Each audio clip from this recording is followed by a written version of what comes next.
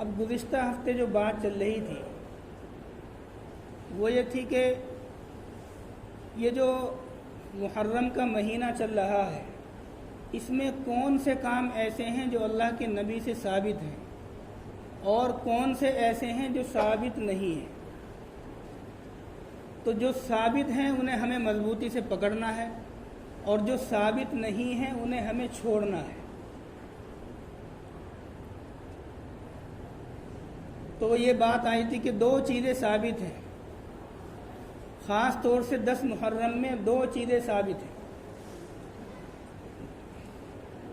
ایک تو روزہ رکھنا ثابت ہے، اللہ کے نبی نے روزہ رکھا اور روزہ رکھنے کا حکم بھی دیا، اور رمضان سے پہلے یہی روزہ فرض تھا، بعد میں یہ استحباب کا درجہ اس کا رہ گیا۔ اور دوسرا یہ حکم دیا کہ جو شخص اس دن کے اندر اپنے گھر والوں پر وسعت کرے گا، کھانے میں اچھے کھانے بنائے گا، مختلف قسم کے آئٹم بنائے گا، تو امید ہے اللہ سے کہ پورے سال اللہ تبارک و تعالیٰ اس کے گھر کے اندر خیر و برکت ڈال دے گا، اس کے دسترخوان پر اللہ برکتیں نازل فرمائیں گے۔ وہ آج کا دن ہے۔ تو یہ دو کام جو ہیں وہ کرنے ہیں، اور ان کے علاوہ جتنے بھی کام ہیں وہ کہیں پر بھی ہوتے ہوں اور کوئی بھی ان کو کرتا ہو، وہ سارے کے سارے جو ہیں وہ غلط ہیں۔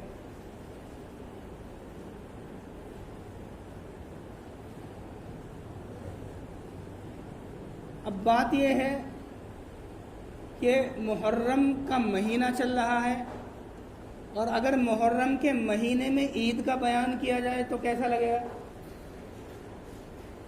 یا رمضان کی فضیلت پر بیان ہو تو کیسا لگے گا؟ بھئی محرم کے مہینے میں تو محرم کا ہی بیان ہوگا نا۔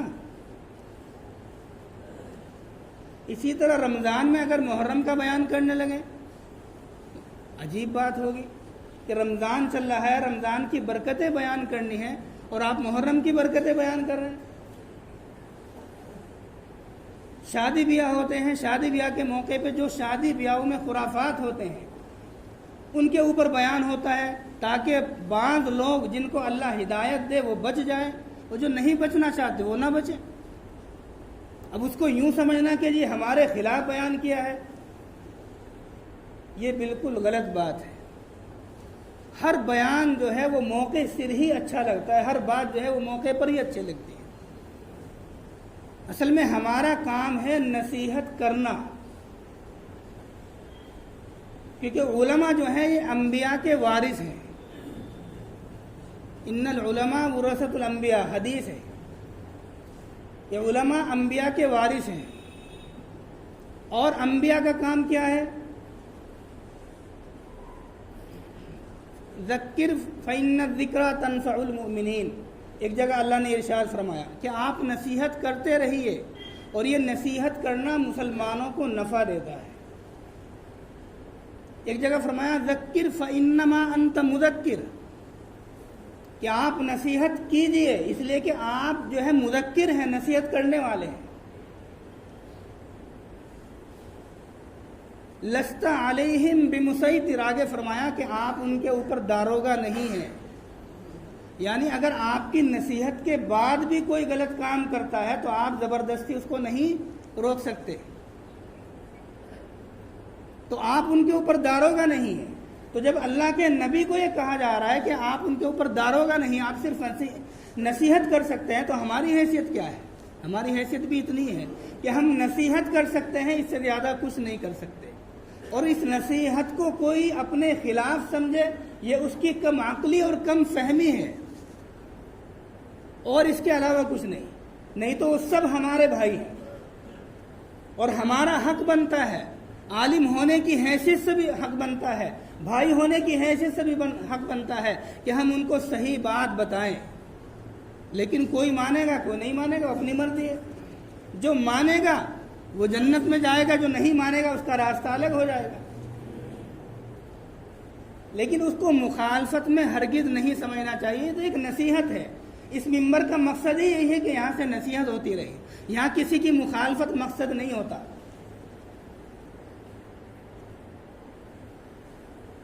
تو کچھ کام ایسے ہوتے ہیں جو مسلمانوں کے کام نہیں ہیں لیکن مسلمان کر رہے ہیں، کافروں والے کام ہیں مسلمان کر رہے ہیں۔ بہت ساری چیزیں ایسی ہیں، جھوٹ بولنا، کم تولنا، اس طرح کے بہت سارے کام، دھوکہ دینا، یہ سارے کے سارے کام جو ہیں مسلمانوں کے نہیں ہیں۔ ناحق کسی کو قتل کرنا لیکن پھر بھی مسلمان کر رہے ہیں۔ تو بہت سے کام ایسے ہیں جو مسلمانوں والے نہیں ہیں پھر بھی مسلمان کرتے ہیں۔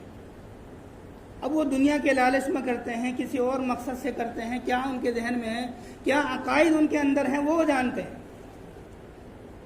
اسی طرح بہت سارے کام اس طرح کے موقعوں پر ایسے ہوتے ہیں، جیسے محرم کا مہینہ ہے یا اور بھی جیسے شب برات آتی ہے، اسی طرح بہت ساری چیزیں ہیں، ایسے کام ہو جاتے ہیں، خود ہم سے ایسے کام ہو جاتے ہیں جو سنیوں کے کام نہیں ہیں بلکہ شیعوں کے کام ہیں۔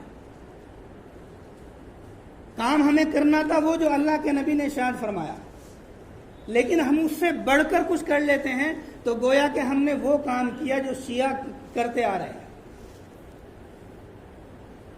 اب اللہ کیا فرما رہے ہیں؟ وَلَا تَقُولُوا لِمَن يُقْتَلُ فِي سَبِيلِ اللَّهِ أَمْوَاتٌ، کہ جو اللہ کے راستے میں شہید ہو گیا اس کو مردہ مت کہو، یہ اللہ کا حکم ہے۔ اور ہم کسی کے شہید ہونے کے نام پر ہم جو ہے جلوس نکال رہے ہیں اور ماتم کر رہے ہیں اور اس دن جو ہے ہم کھچڑ بنا رہے ہیں، تو یہ سارے کے سارے کام وہ ہیں جو سنیوں سے ان کا کوئی تعلق نہیں بلکہ یہ شیعوں کے کام ہیں۔ ان کے نقش قدم پر ہم میں سے کچھ لوگ چل گئے، ہمارے ہی بھائی ہیں، ہم میں سے ہی ہیں، ان کو معلوم نہیں، ان کو کوئی بتانے والا نہیں تھا، لیکن جب کوئی بتانے والا آ گیا تو ان کا حق بنتا ہے کہ اس بات کو قبول کریں، اور اگر قبول نہیں کرتے تو پھر ان کا معاملہ الگ ہے، ہمارا معاملہ الگ ہے۔ ایسا نہیں کہ کسی کے ساتھ لڑا جائے گا، جھگڑا جائے گا، ایسا کچھ نہیں، یہ تو ایک نصیحت ہے، نصیحت کرنا مقصد ہے، اس کے علاوہ کچھ نہیں۔ اب نصیحت کو مخالفت سمجھنا یہ ہماری کم عقلی اور کم فہمی ہے۔ تو اس لیے بہت سے کام ایسے ہوتے ہیں جو ہم کر رہے ہوتے ہیں لیکن وہ ہمارے کام نہیں ہوتے۔ مسلمان کر رہا ہے، مومن کر رہا ہے لیکن کافروں والے کر رہا ہے، اسی طرح سنی کر رہا ہے مگر شیعوں والے کر رہا ہے، تو ان سے بچنا یہ ہماری ذمہ داری ہے، اور ان سے بچانا، صحیح نصیحت کرنا، قرآن حدیث کی صحیح بات ان تک پہنچانا یہ ہماری ذمہ داری ہے۔ اس کو وہ یہ سمجھے کہ یہ میرا سب سے بڑا، میرے اوپر رحم کرنے والا ہے، بلکہ میرے سب سے بڑا دوست ہے۔ حضرت عمر رضی اللہ تعالیٰ عنہ نے فرمایا کہ جو غلط بات پر مجھے ٹوک دے وہ سب سے بڑا میرا ہمدرد ہے۔ جو شریعت کے خلاف اگر میں کچھ کروں اور کوئی آدمی مجھے ٹوک دے کہ آپ شریعت کے خلاف یہ کام کر رہے ہیں، ایسا مت کریں، قرآن میں ایسا نہیں آیا، حدیث میں ایسا نہیں آیا، تو حضرت عمر رضی اللہ تعالیٰ عنہ تیسرے خلیفہ ہیں، 18 لاکھ مربع میل پر جن کی حکومت ہے، آدھی دنیا سے زیادہ جنہوں نے فتح کیا ہے۔ مورخین لکھتے ہیں کہ اگر ایک عمر اور پیدا ہو جاتا تو پوری دنیا مسلمان ہو جاتی۔ خود گاندھی جی لکھتے ہیں، ہمارے ہندوستان کے گاندھی جی یہ بات لکھتے ہیں کہ اگر دنیا میں ایک عمر اور آ جاتا تو پوری دنیا مسلمان ہو جاتی۔ وہ عمر کیا کہتے ہیں کہ اگر کوئی مجھے غلط بات پر ٹوک دے میرا سب سے بڑا دوست ہے۔ اور ہم کیا کہتے ہیں؟ ہم وہ کہتے ہیں کہ وہ شاعر نے کہا نا، ناصحہ مت کر نصیحت دل میرا گھبرائے ہے، ناصحہ مت کر نصیحت دل میرا گھبرائے ہے، وہ مجھے دشمن لگے ہے جو مجھے سمجھائے ہے۔ یہ ہمارا حال ہے، جبکہ ایسا نہیں ہونا چاہیے۔ ماننا نہ ماننا اپنی مرضی ہے، لیکن صحیح بات کو سننا اور صحیح بات کو سمجھنا یہ ہر آدمی کی ذمہ داری ہے۔